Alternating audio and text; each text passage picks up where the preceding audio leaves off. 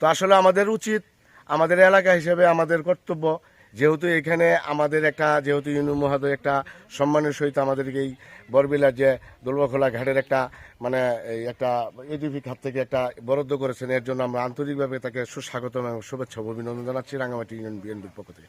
তবে বিশেষ কথা হচ্ছে কি, যে এখানে যে টেন্ডার যিনি কন্ট্রাক্টর যিনি আমাদের এই কাজটা সম্পন্ন করতে যাচ্ছেন, আমরা ইতিপূর্বে আরেকদিন এসেছিলাম যে এখানে বালু যেহেতু 5 ইঞ্চির উপরে বালু দেওয়ার কথা, নিচের যে বালুটা সেটাও দেনে একদিন, এটা আমরা বলে গেছিলাম কন্ট্রাক্টরের মানে শরণাপন্ন হয়ে তাকে সরাসরি আমরা বলে গিয়েছিলাম।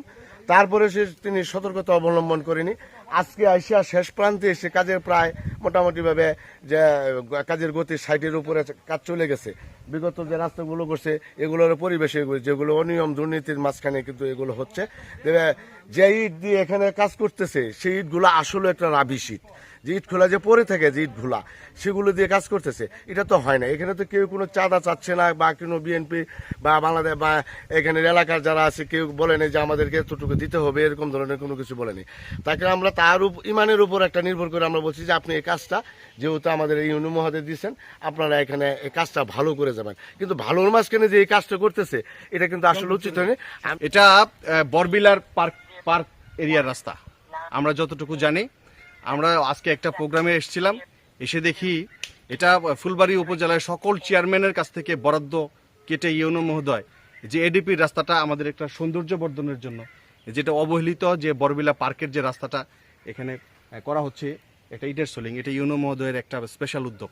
তার এই উদ্যোগকে আমরা স্বাগত জানাই, সাধুবাদ জানাই যে ফুলবাড়ী উপজেলায় একজন ইউনো মহোদয় উনি আমাদেরকে এই সুন্দর একটা রাস্তার ব্যবস্থা করেছেন।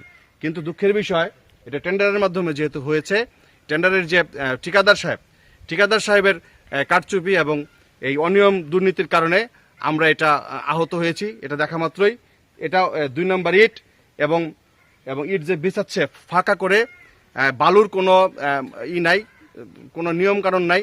আমরা যাই করুক, আমরা 1 নম্বর ইট দিয়ে এই রাস্তাটুকু মানে টোকা দিলে ইট ভেঙে যায়, যেটা হয়তো আপনারা এটা দেখবেন। এই কথা, আর বেশি কিছু কথা বলতে চাই না। ধন্যবাদ।